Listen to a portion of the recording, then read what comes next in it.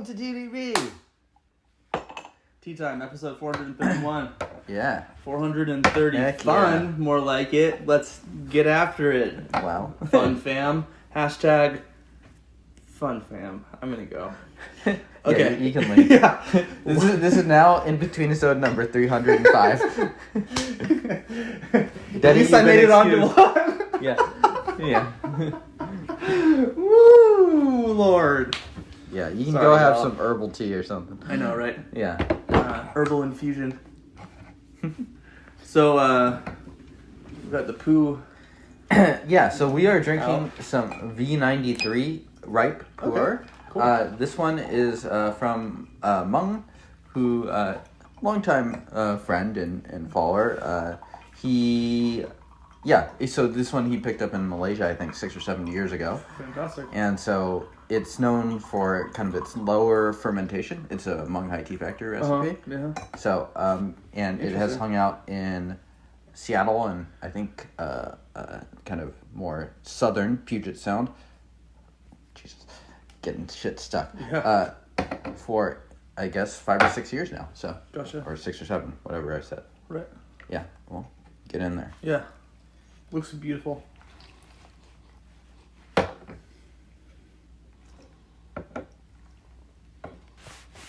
Yeah. Tell a bit more of the age on it. It's got some kind of brandy thing going on a little bit. Much more fruity. Right. I'm excited. Yeah, and so normally we talk about these ripe teas as something that's like not really going to evolve much with age. One exception to that is sort of like the more light fermentation ones. Right. So I'm curious to see how you like this. Right. And so for folks out there, why it would be like why the light fermentation one would age differently, James? Yeah, just because usually the reason why Pu'erh evolves and changes so much is because it's not fermented. Right. And so you're letting those leaves kind of ferment. And so by doing a fermentation process but keeping it lighter, you're giving more room for the tea to evolve and change. Right. Yeah. Yeah. There's no good analogy for like beer yeast. I kind of use that sometimes, but wow, look at that color. Okay, darkened up quite a bit. Nice. But interesting, yeah. So the idea would be the less manual fermentation you're putting into it, the more opportunity it has to naturally ferment, like a normal raw Pu'erh would. Right, exactly. And do we know the age on this? 2006. Okay. Yeah. Nice. So this is 16 years old. Let's see how it tastes. Ooh, it's a hot cup. Yep. Don't die. I know. Cheers. Cheers. Yeah, I'll let that cool down for a second. The color of it is interestingly not super dark. I'm curious if that's going to darken up as we continue going. Yeah, beautiful. The actual liqueur itself in the cup here looks really viscous and thick.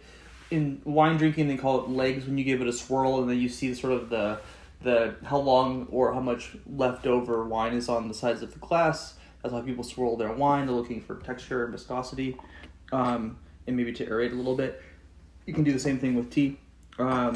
And yeah, it's interesting. Yeah. And the smell of this, I feel like, is actually pretty different from standard ripe. Almost smells, I don't know, what is that? Kind of like this woody, intense thing to it. Sandalwood kind of vibe, for sure. Yeah, there you go, sandalwood.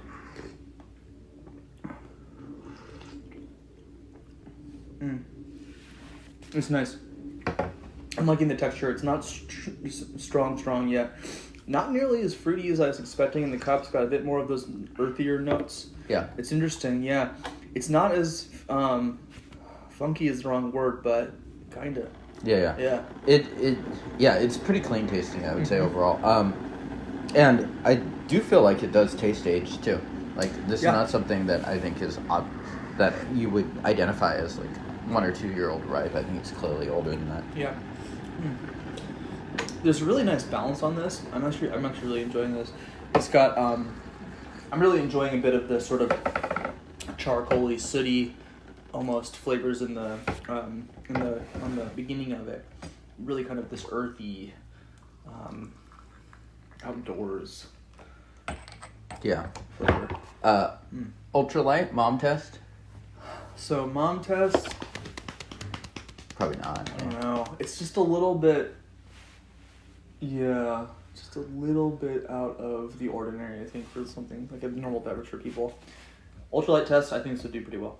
Yeah, I tend to agree. Yeah, I'm not too sure how you would overbrew this, but you probably could. Maybe. I think it'd be good. You might lose a little nuance, but you'd probably be rewarded with extra body and stuff. Mm-hmm. Yeah. Totally.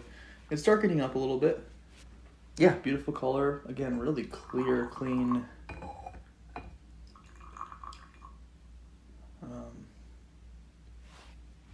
Liqueur, beautiful. You know. And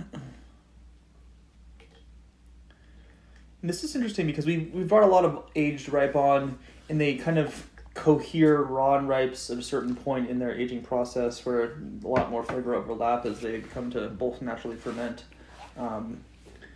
But here, to your point, it's not like we're in those tomato, vine, vegetable patch flavors really at all. It still has that ripe character, definitely. Right. But just extra interesting. Yeah. It's a little bit more open. More complicated than that, yeah. This will also be quite hot. Yeah.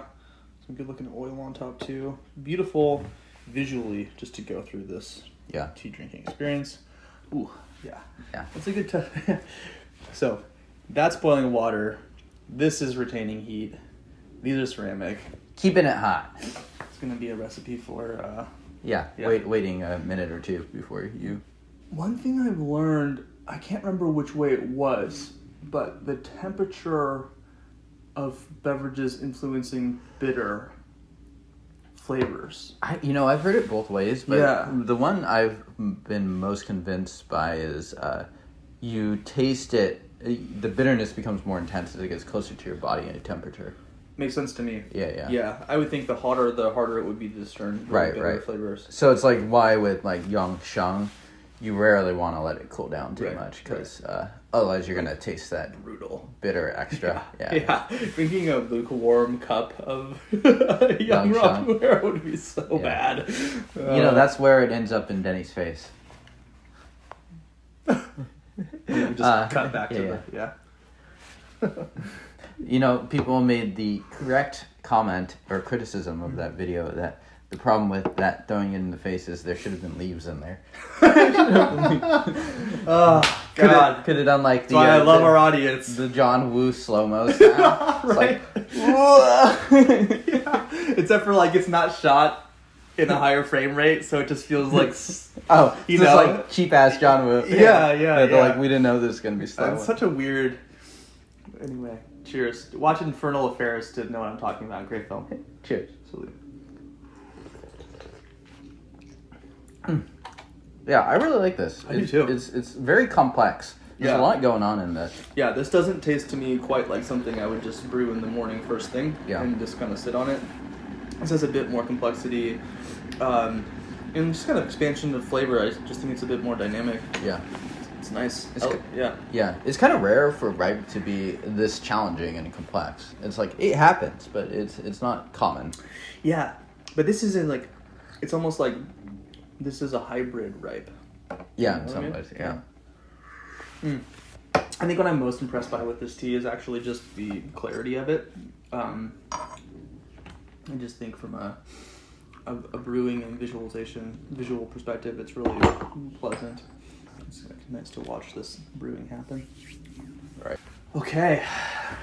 Yeah, so the only negative thing I'll say is feels like a very warming tea, and we are having this in mid-July, so getting a little heated up here. Yeah, definitely. Yeah. That's okay.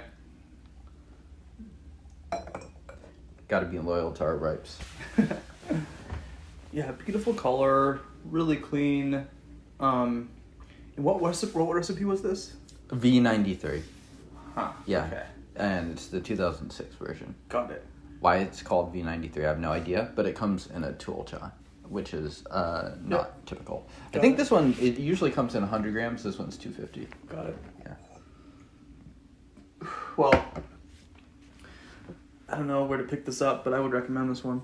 I doubt you can pick up this version, Right. but you can certainly find V93. Right. It's going to taste a fair bit different if Yeah. you have it young. Yeah. But Yeah. you know. And also, this has just been just a different history than I think those teas that have been probably hanging out in China. Right, yeah. I mean, I think some Pu'erh drinkers are always looking for the next thing they can age, so I think something like this is pretty ideal as far as like a ripe recipe goes. I don't know how something like this would age in Seattle versus Malaysia, certainly differently, but Right. yeah. Yeah. It's also like some almost Chinese furniture notes I'm getting here. Just kind of, the smells remind me a bit of just Asia. Interesting. That's cool. Cheers. Ooh, too hot. This pot brews a little bit too much It's tea so too. warm. So I'm filling up these cups pretty good, and I think that is contributing to the warming factor here. Yeah, for sure. Really tasty, really pleasant. I agree with James. I'd say this is a great recipe. Obviously, batches change year by year, right?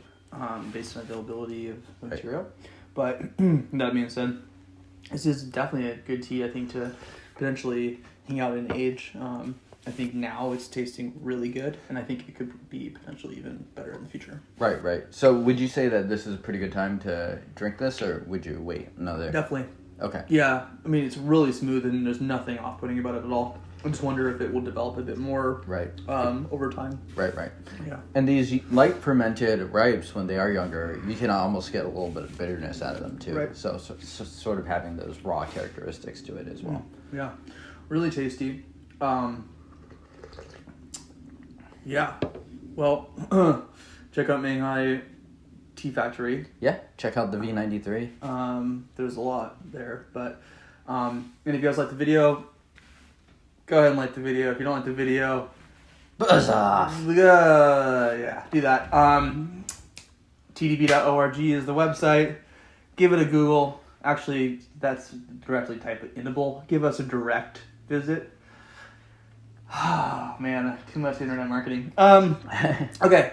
We will see you guys. 432.